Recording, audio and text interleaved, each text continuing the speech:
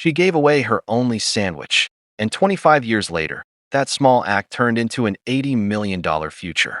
Emma was just 12 years old, white, privileged, and quietly kind. Every day, she watched a hungry black homeless boy named Jordan from across the school fence.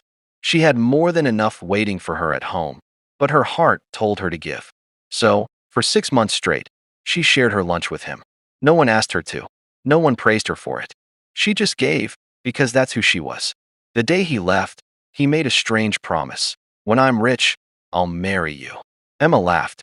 Then she tore her red hair ribbon in half and tied one piece around his wrist. 25 years went by. Jordan became a CEO, an $80 million empire. Glass towers, billion-dollar meetings. He spent 5 years searching for Emma. Private investigators. School records. Old neighborhoods erased by time. Nothing. Tonight, he was heading to a community meeting in Chicago. Emma would be there too, and she would still be wearing her half of the ribbon. Neither of them knew. They were only moments away from each other.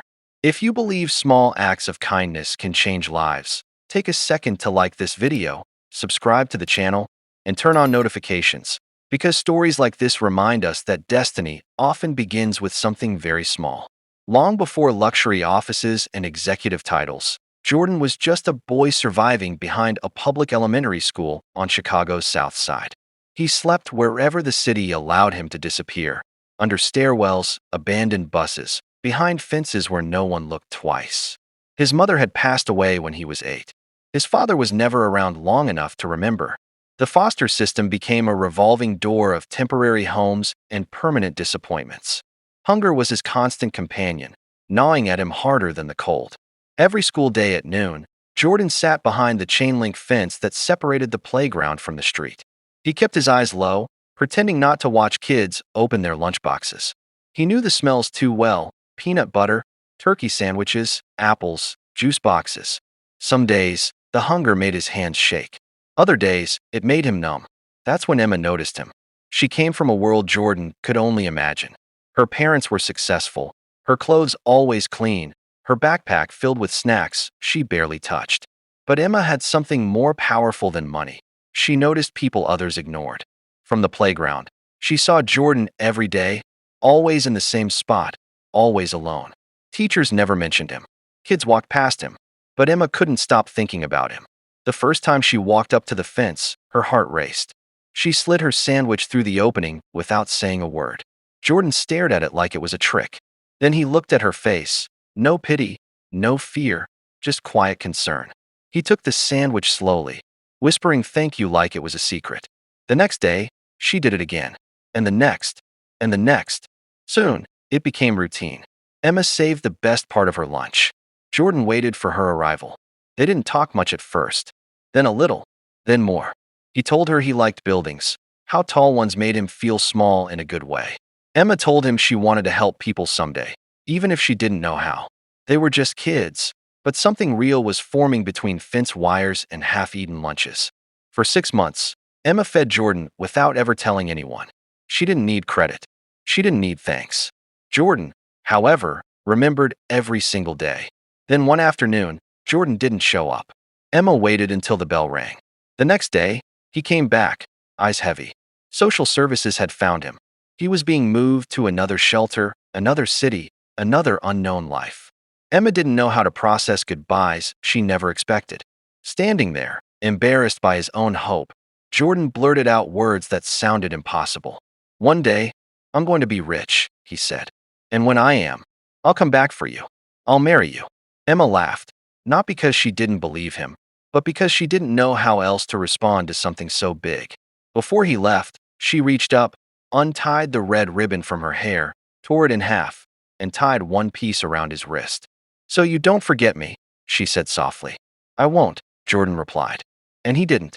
Life tested that promise relentlessly. Jordan aged out of shelters, worked brutal jobs, slept in libraries, studied at night, failed more times than he could count. But he learned about money, systems, leverage. People eventually noticed his mind. One opportunity led to another. Years later, Jordan stood at the top of an empire worth $80 million. Yet success didn't erase the past. Every night, he kept the faded ribbon in a drawer. For 5 years, he searched for Emma. And tonight, without knowing it, destiny had finally brought them into the same room. Chicago was about to witness what kindness becomes when time gives it room to grow. Jordan stepped out of his black SUV as the cold Chicago wind brushed against his tailored coat, the city skyline glowing behind him like a reminder of how far he had come. The community center didn't look impressive: aged brick walls, flickering lights, a banner announcing a neighborhood development meeting. But Jordan had learned long ago that the most important moments rarely happened in luxurious places. He adjusted his cufflinks, took a breath, and walked inside, unaware that the past was already waiting for him. Inside the hall, folding chairs filled the room. Teachers, parents, volunteers, and local residents chatted quietly while sipping coffee from paper cups. At the back of the room, Emma stood near a donation table, helping organize pamphlets for a nonprofit she had volunteered with for years. Life hadn't followed the fairy tale path she imagined as a child, but it had shaped her into someone strong. Her parents' wealth had faded after bad investments.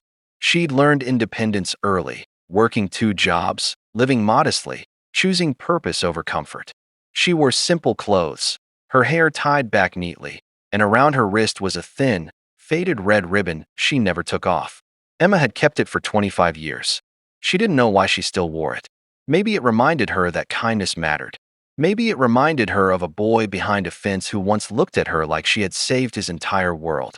She had never told anyone the full story.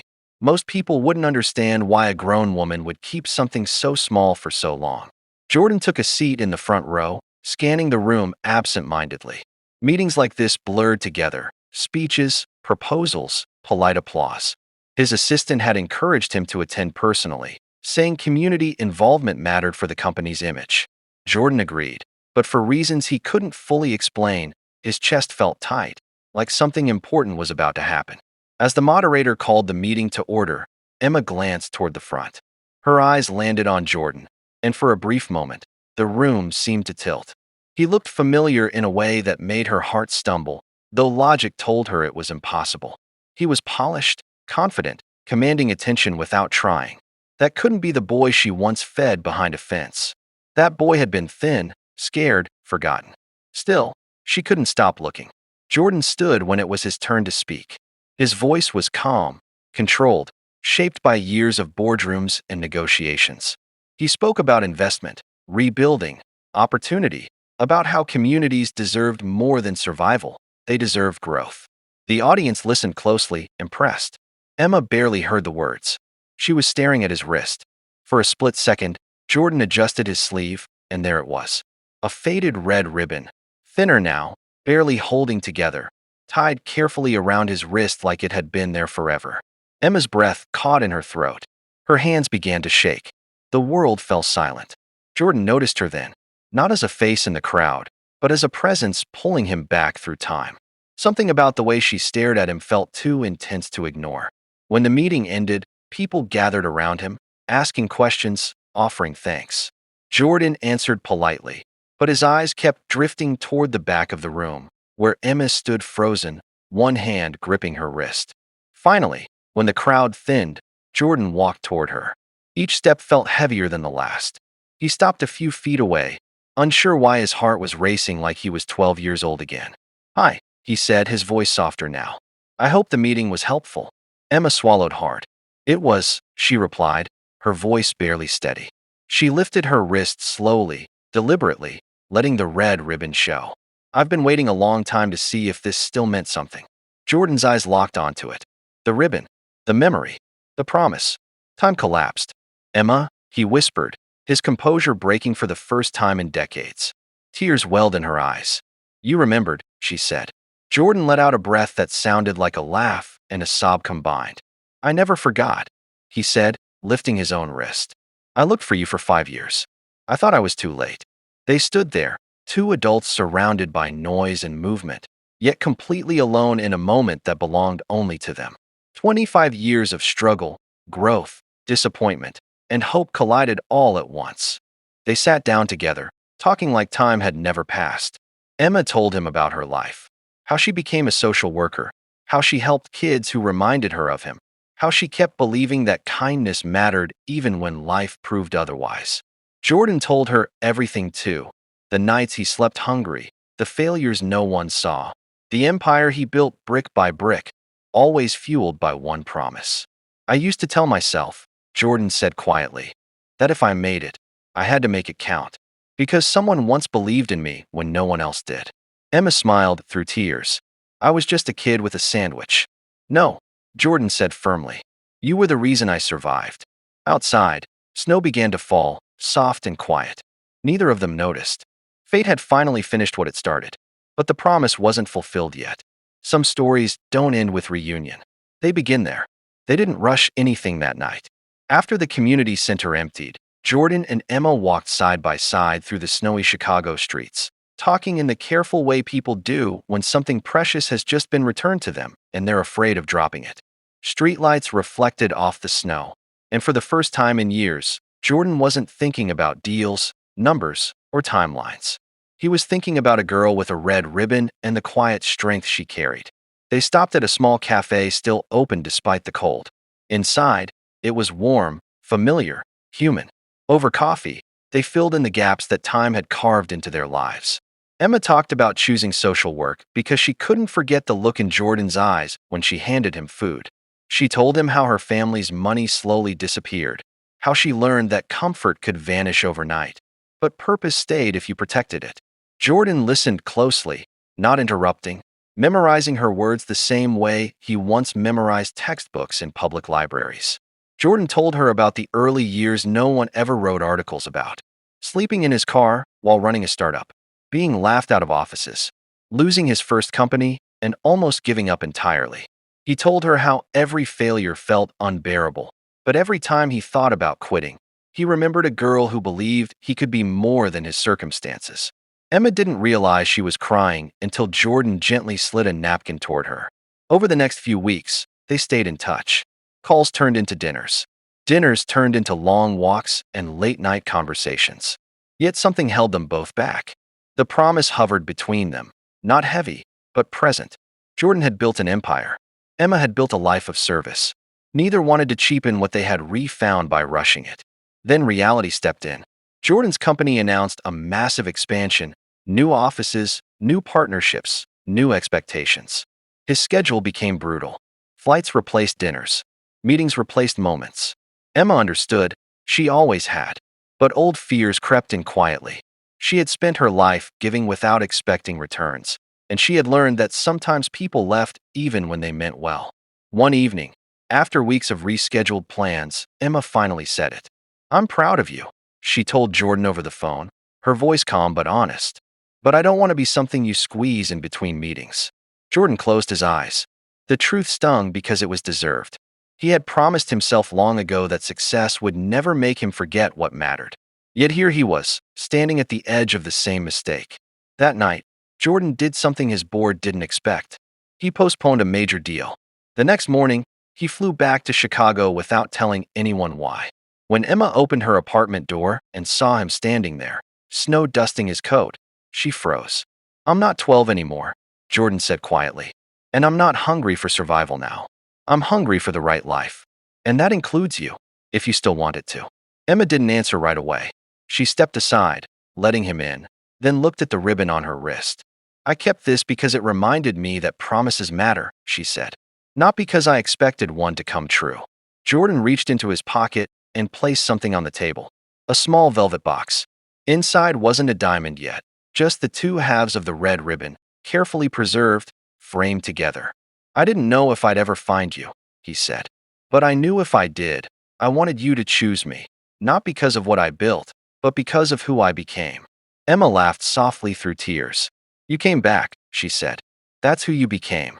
Their relationship didn't explode into headlines overnight. Jordan insisted on privacy. Emma insisted on honesty. They learned each other as adults. Habits, fears, boundaries. Jordan learned how to slow down. Emma learned how to let someone stay. Love, for them, wasn't dramatic. It was steady, intentional, earned. Then came the moment that changed more than just their lives. At a board meeting months later, Jordan announced a new initiative. Millions would be invested into community programs focused on homeless children, foster care education, and food access near schools. When asked why the project mattered so much, Jordan paused. Because no child should have to rely on luck to be seen, he said. And because one small act can change everything. The press eventually found out. They always do. Articles were written. The story spread. People called it unbelievable. Fairy tale. Too perfect. But Emma knew the truth. It wasn't magic. It was consistency. Kindness repeated until it became destiny. One evening, standing on a rooftop overlooking the city Jordan once slept under, he finally asked the question again. The same promise, now grounded in reality. Emma, he said, holding her hands, I'm ready to keep it. Will you marry me? She didn't laugh this time. She said yes. But the story wasn't finished yet. Because the world was about to see what happens when a promise made in poverty is fulfilled with purpose. The engagement didn't change Jordan and Emma overnight, but it deepened everything. They moved carefully, aware that love born from memory still needed to survive the present. Emma continued her work with at-risk youth, refusing to let Jordan's wealth redefine her purpose. Jordan respected that more than anything. He didn't want to rescue her. He wanted to stand beside her. Together, they became something rare. Two people who had chosen each other after knowing what life could take away. Planning the wedding was quiet by design. No celebrity guests. No media spectacle. Just a small ceremony in Chicago, close to the neighborhoods that shaped them. Emma insisted on inviting the kids from her community center. Jordan insisted on covering college funds for several of them, silently, without announcements. The red ribbon became the center of everything. Emma sewed her half into the lining of her dress. Jordan wore his piece inside his suit jacket, over his heart. The night before the wedding, Jordan couldn't sleep. He stood on his balcony, looking down at the streets that once felt endless and unforgiving. He remembered the hunger, the fear, the feeling of being unseen. He also remembered a sandwich passed through a fence and a girl who never once asked why he was there. Success had given him everything people chase, but that memory gave him meaning. The ceremony itself was simple and breathtaking in its honesty. When Emma walked down the aisle, Jordan didn't see a social worker or a woman shaped by hardship. He saw the child who fed him without hesitation, now grown into someone whose strength came from compassion, not privilege. Their vows were personal, quiet, and steady. No grand promises, just commitments rooted in truth. When they exchanged rings, the room felt still, like everyone understood they were witnessing something earned. After the wedding, life didn't slow down, it expanded. Jordan's company continued to grow, but his definition of success shifted. Boardrooms were balanced with classrooms. Profits were matched with programs. Emma helped design initiatives that focused on prevention, not charity. Meals at schools, mentors for foster kids, safe spaces for children no one noticed. Together, they created opportunities that didn't rely on miracles, only on consistency. The story reached the public months later when a journalist uncovered the origin of Jordan's foundation. The headline spread fast. People shared it, debated it, cried over it. Some called it impossible. Others called it proof that kindness still mattered. Jordan and Emma never corrected the myths. They didn't need to. The truth was quieter and more powerful than any viral version. Letters started arriving, thousands of them. From kids who felt invisible. From adults who remembered being hungry. From parents who promised to do better. Emma read every single one. Jordan funded scholarships in the names of strangers who reminded him of himself. They didn't just change lives, they listened to them. One afternoon, while visiting a school supported by their foundation, Jordan noticed a boy sitting alone near a fence. The sight froze him. He walked over slowly, sat beside the child, and asked his name. The boy looked up, guarded but hopeful. Jordan handed him a lunch, not as a benefactor, but as someone who understood.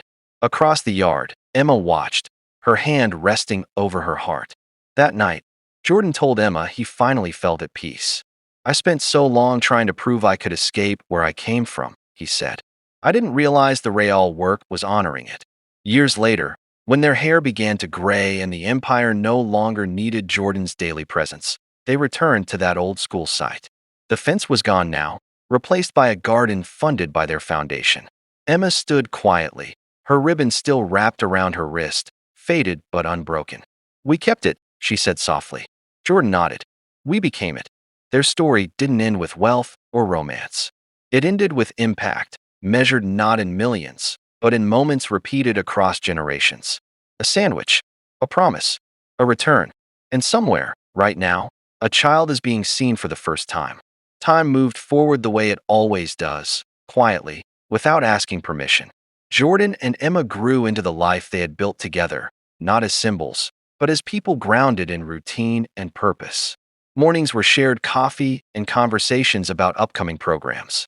Evenings were walks through neighborhoods that once felt forgotten, now slowly healing. Wealth had given them reach, but intention gave them direction. Their foundation expanded beyond Chicago, stretching into cities where fences still separated hunger from abundance. Emma trained volunteers to see children the way she once saw Jordan, not as problems to fix, but as people to believe in. Jordan spoke less at conferences and more in classrooms, telling kids the truth without romance. He told them success wasn't fast, promises weren't easy, and kindness wasn't weak. He showed them the ribbon when words weren't enough. One winter afternoon, a letter arrived that stopped Emma in her tracks. It was from a young woman who wrote about feeding a homeless boy outside her school for months. "People told me it wouldn't matter," the letter said. "But I remembered your story. I kept going." Emma folded the letter carefully, her eyes filling. She didn't show it to Jordan right away. Some moments were meant to be held quietly first.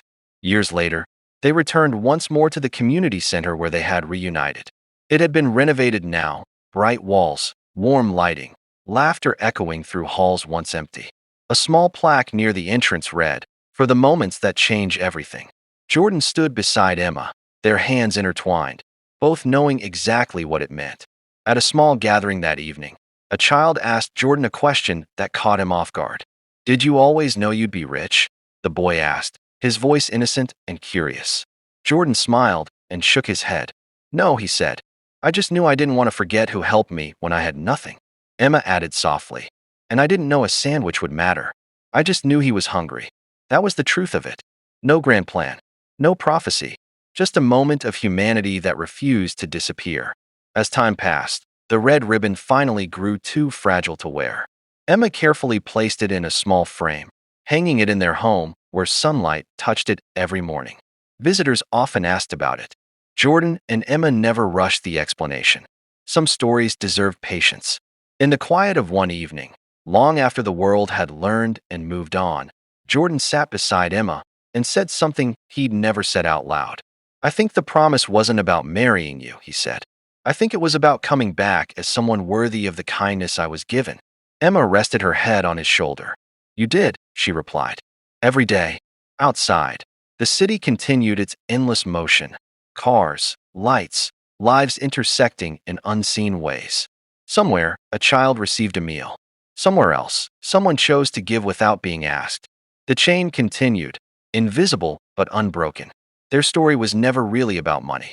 The $80 million empire was just a number. What mattered was the return, the remembering, the proof that kindness doesn't expire, and promises, when carried with intention, find their way home. Because sometimes, the smallest gift isn't forgotten. It's multiplied. And somewhere between a fence and a future, two lives learned that love doesn't begin with abundance. It begins with noticing.